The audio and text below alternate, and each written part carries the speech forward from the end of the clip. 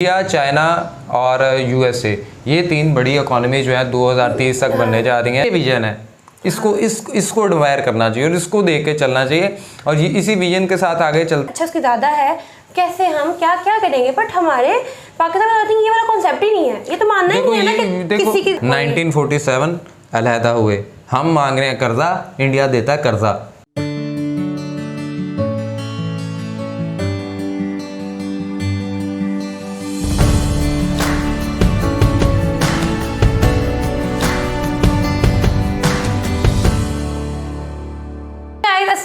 नमस्ते, सत श्री अकाल, welcome to YouTube channel Jamna reaction. It's me your Khadija Wasim, मेरे साथ हैं महरान नासिर। नाज़रीन, इंडिया की जीडीपी की जो ग्रोथ के नंबर्स हैं, उन्होंने लास्ट टाइम आईएमएफ को तो शॉक किया ही किया था, लेकिन अभी लेटेस्ट एक जो है फैक्ट्स एंड फिगर्स आ रही हैं कि इंडिया की जीडीपी की जो ग्रोथ हो रही है उसने पूरी दुनिया को शॉक करके रख दिया है। World is shocked by Indian GDP growth numbers. Even हमारी जो इंडियन गवर्नमेंट थी वो भी ये एक्सपेक्ट नहीं कर रही थी कि इस तरह की ग्रोथ देखने को मिलेगी।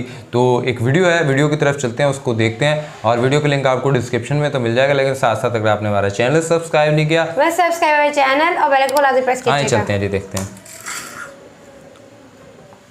नमस्कार and welcome you to world affairs. मैं प्रशांत धवन। नाउ इंडिया के जीडीपी नंबर्स ने पूरी दुनिया को शॉक कर दिया है, जहां पर दुनिया की डेवलप्ड इकोनॉमीज या तो रिसेशन में है या तो रिसेशन की तरफ बढ़ रही है। ऐसे टाइम में इंडिया ने 7.2% की ग्रोथ रेट दिखाई है। आप खुद ही समझ सकते हैं, बाय डिफॉल्ट इंडिया दुनिया की फास्टेस्ट ग्रोइंग इकोनॉमी है आज के समय। और यहाँ पे आप देख पाओगे लिखा हुआ है कि इंडियन इकोनॉमी अब आराम से 3.3 ट्रिलियन डॉलर के आगे निकल चुकी है। हालांकि जो एक्चुअल अब पोजीशन है इंडियन इकोनॉमी की, ये 3.5 ट्रिलियन डॉलर्स के आसपास है। ये मूडीज और कई और प्राइवेट एजेंसीज ने कहा है, बट ऑफिशियली आप देखोगे हम 3.3 ट्रिलियन के आगे तो निकल ही चुके हैं। और सबसे इंटरेस्टिंग बात यह है कि किसी ने भी ऐसे नंबर्स की एक्सपेक्टेशन नहीं करी थी। ये बेटर देन एक्सपेक्टेड नंबर्स हैं। भारत सरकार खुद मान के चल रही थी कि फाइनेंशियल ईयर 2023 में हमारी ग्रोथ रेट 7% के आसपास रहेगी। आरबीआई ने तो थोड़ा सा और कम करके बताया था।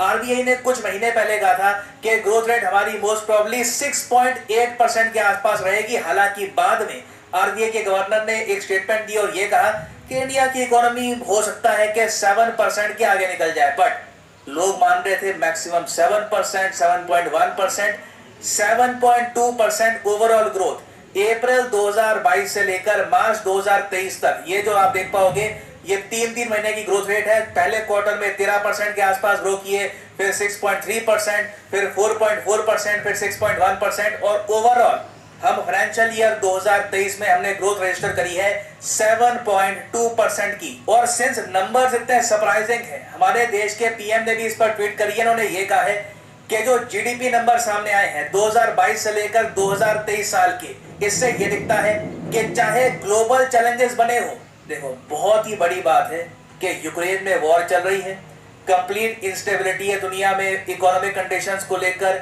जर्मनी जैसे बड़े कंट्रीज, इंडिया से बड़ी economy for the time being, Germany जो इंडिया से बड़ी इकोनॉमी है, ये रिसेशन में जा चुकी है। वर्ल्ड बैंक खुद ही इकोनॉमिक फोरकास्ट कट कर रहे हैं, ग्लोबल रिसेशन की बात की जा रही है। इसी साल प्रोबेबिलिटी है, काफी हाई प्रोबेबिलिटी है कि यूके और यूएसए भी रिसेशन में डूब जाएंगे।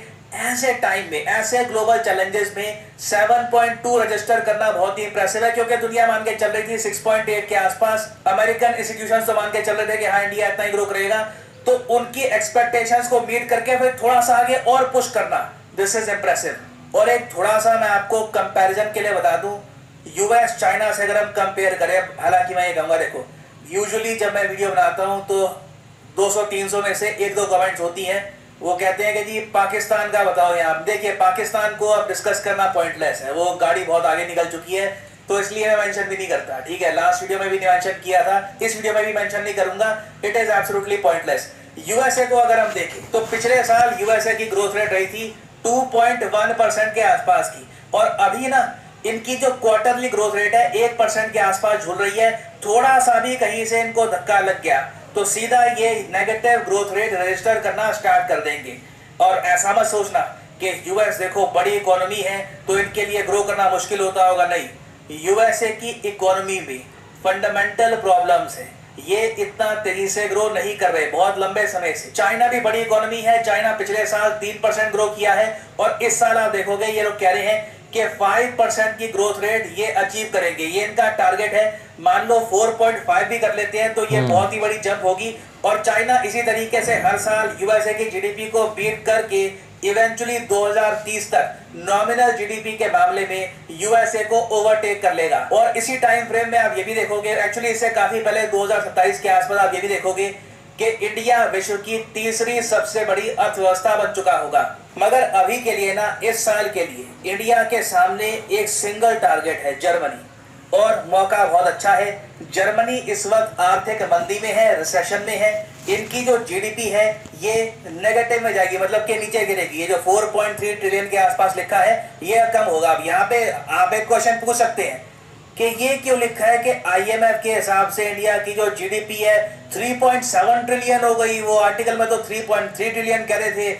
मॉर्गन स्टैनली 3.5 ट्रिलियन कह रहा था। देखो आईएमएफ थोड़े से आगे एस्टिमेट्स के हिसाब से चलता है, ठीक है, फ्यूचर एस्टिमेट्स के हिसाब से चलता है। तो ये बात आरबीआई भी कह चुका है कि 2023 में ना इंडिया की जीडीपी टोटल आपको 3.7 ट्रिलियन डॉलर दिखेगी। टोटल हमारी जो इकोनॉमी है ये यहां तक पहुंच जाएगी।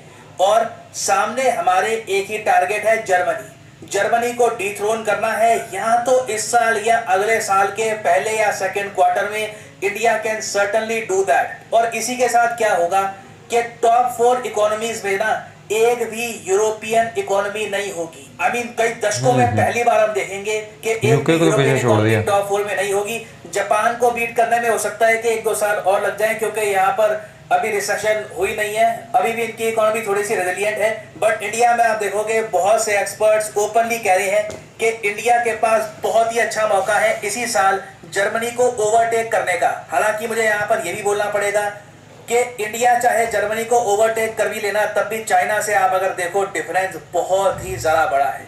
ये 20 ट्रिलियन के आसपास जा रहे हैं। हमारा अभी के लिए टारगेट है 2027 तक के 5 ट्रिलियन के आसपास हो जाए, तो 1/4 नॉमिनल जीडीपी के मामले में हम खड़े हैं। परचेजिंग पावर पैरिटी के हिसाब से हम बहुत पीछे नहीं है, मगर नॉमिनल जीडीपी में अभी मैं कहूंगा भारत को फ्यूचर में लगातार कई सालों तक, मैं कहूंगा आई मीन 10 से लेकर 15 सालों तक ना 7-8% कंसिस्टेंटली ग्रो करना होगा। बीच में कुछ समय के लिए 10% भी ग्रो कर गए तो that will be miraculous, but इतनी ग्रोथ रेट तो हमको चाहिए होगी। और जो लेटेस्ट डेटा सामने आया है, जो हमने फाइनेंशियल ईयर 2023 में 7.2% की ग्रोथ रेट करी है, ये देखकर मेरी उम्मीदें बिल्कुल स्ट्रांग है। मैं मानता हूं कि बिल्कुल आराम से इंडिया बहुत ही तेजी से लगातार ग्रो कर सकता है। क्योंकि इस साल देखो स्पेशल बात ये हुई, जो आखिरी का हमको और एक एक्स्ट्रा पुश मिला ना, वो मिला है एग्रीकल्चर सेक्टर से। हमारा एग्रीकल्चर सेक्टर बहुत ही अच्छा कर रहा है, किसान बहुत ही अच्छे तरीके से कंट्रीब्यूट कर रहे हैं इकोनॉमी में। वेरियस और कॉर्पोरेशंस है वो कंट्रीब्यूट कर रही हैं, और एग्रीकल्चरल ग्रोथ और सर्विस सेक्टर ग्रोथ से ना इंडिया को थोड़ा सा ये एक्स्ट्रा पुश मिला है, जिससे हमने 7.2% की ग्रोथ रेट करी है रजिस्टर। और जिस तरीके से इंडिया एक्सपोर्ट कर रहा है एग्रीकल्चरल प्रोडक्ट्स अफ्रीका को, लैटिन अमेरिका को, मिडिल ईस्ट को, इंडिया का जो एग्रीकल्चर सेक्टर है इसी तरीके से इंडिया की ग्रोथ को सपोर्ट करता रहेगा। और फिर हम आते हैं मैन्युफैक्चरिंग पर। देखो ये अभी भी एक सोया हुआ हाथी है, जब ये जागेगा ना तो इंडिया की इकोनॉमी को और बड़ा पुश देगा। अभी तो मैं कहूंगा मैन्युफैक्चरिंग की इतनी ज्यादा कंट्रीब्यूशन हमारी इकोनॉमिक ग्रोथ में है नहीं। उल्टा मुझे याद है कि बीच में क्वार्टर आया था, 3 महीने का टाइम फ्रेम आया था, जब इंडिया की जो जीडीपी ग्रोथ रेट है ये 4.4% हो गई थी। क्यों? क्योंकि मैन्युफैक्चरिंग बड़ी कम हो गई थी। मैं यहाँ पे ऑफ कोर्स बात कर रहा हूँ पिछले साल के क्वार्टर 3 की। थर्ड क्वार्टर जो था अक्टूबर से लेकर नवंबर 2022 तक 4.4% हम ग्रो किए। अगर यहाँ पे मैन्युफैक्चरिंग थोड़ा सा साथ दे जाता ना, फाइनेंशियल ईयर 2023 में हम लोग 7.2% नहीं 8% के भी ऊपर ग्रो करते। तो अभी तो देखिए मैन्युफैक्चरिंग धीरे धीरे अपनी पेस पकड़ रही है। इंडिया का जो पीएमआई है ये बूस्ट कर रहा है। आने वाले 25 सालों में एक बार देखो हमने ग्राउंड वर्क तैयार कर दिया। जी हाँ, अभी भी भारत में ना हम ग्राउंड वर्क तैयार कर रहे हैं। ये जो कॉरिडोर्स की बात हो रही है, टेस्ला इंडिया में आ रहा है, एप्पल आ चुका है, और इंडिया में अभी बड़े स्केल पर और मैन्युफैक्चरिंग होगी। टेस्ला एप्पल की तो मैंने बस एक बात कही है एज एन एग्जांपल, क्योंकि बड़ी कंपनीज हैं, ह्यूज इन्वेस्टमेंट्स होती है उनकी। मगर उसके अलावा भी वेरियस यूरोपियन कंपनीज इंडिया में आ रही है। मैन्युफैक्चरिंग ना अभी इंडिया में होनी है। अभी तो ना हमने इंडिया में मैन्युफैक्चरिंग का जो पुश है ये शुरू भी नहीं किया। आने वाले 25 साल भारत के लिए सुनहरे हो सकते हैं अगर ये जो गोल्डन अपॉर्चुनिटी है इंडिया के सामने कि पश्चिमी देश चाइना पर अपनी डिपेंडेंस खत्म करना चाहते हैं और जगह ढूंढ रहे हैं इन्वेस्टमेंट करने के लिए, मैन्युफैक्चरिंग करने के लिए। इंडिया एक मैन्युफैक्चरिंग पावर हाउस अगर बन गया तो मैन्युफैक्चरिंग का जो कंट्रीब्यूशन है जीडीपी ग्रोथ रेट में ये इतना बड़ा होगा कि आराम से 8% के ऊपर की ग्रोथ रेट हम कर सकते हैं रजिस्टर। और देखो चाइना से कैचअप करना तो बहुत ही मुश्किल होगा क्योंकि चाइना ने बीच में कई सालों तक 10% की ग्रोथ रेट करी थी। एक बार को तो ये 10% के ऊपर निकल गए थे, तो चाइना से कैचअप करना मुश्किल होगा, बट चाइना के काफी करीब हम पहुंच पाएंगे। तो अभी देखिए ये जीडीपी के नंबर्स बहुत ही अच्छे हैं। $4 ट्रिलियन की इकोनॉमी बिल्कुल सामने दिख रही है अगले साल तक। It is a huge possibility.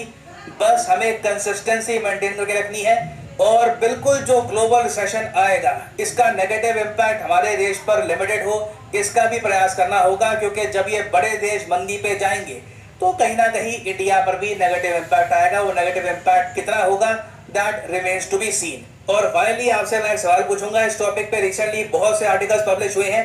India और यूएसए का जो डिफेंस ट्रेड है ये बहुत ही जल्द मोस्ट प्रॉब्ली इसी साल कितने बिलियन डॉलर तक पहुंच जाएगा, ये बड़ी बात है। इंडिया यूएस का डिफेंस ट्रेड लगातार बढ़ रहा है। बताइए ये बहुत ही जल्द किस आंकड़े तक पहुंच जाएगा?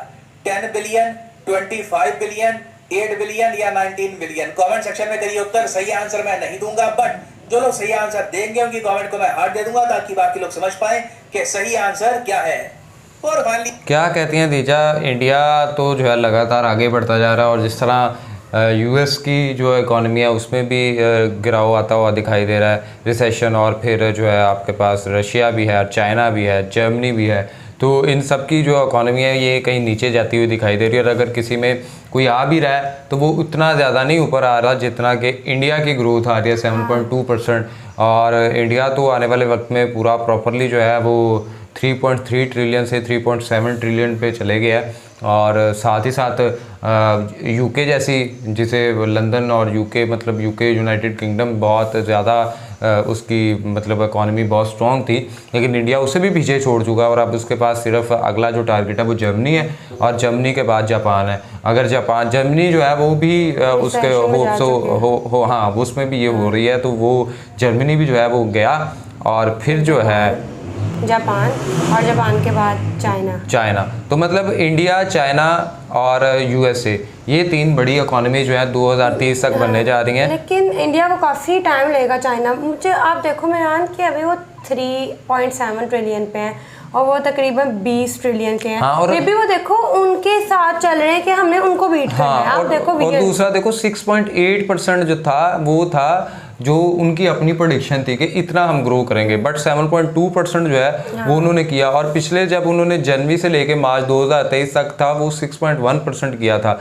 तो अब जो है वो ओवरऑल जो है वो कर रहे हैं 7.2%। और कोविड के बाद तो उन्होंने बहुत ज़्यादा एक किया है। और अभी भी बहुत से ऐसे सेक्टर्स हैं कि जहाँ पे अभी प्रॉपरली वो इतना योगदान नहीं है या इतना वो कंट्रीब्यूट नहीं कर रहे हैं इकोनॉमी में या जीडीपी के अंदर। लेकिन जैसे ही वो भी प्रॉपरली जब वो एक्टिव हो गए तो फिर तो ये बहुत ज़्यादा आएगा और आने वाले वक्त में ये 7.2% से 10% पे भी जो है जाने के चांसेस हैं। तो मुझे तो ना इंडिया आगे ये विजन है, इसको एडमायर करना चाहिए और इसको देख के चलना चाहिए और ये इसी विजन के साथ आगे चलते जाएं।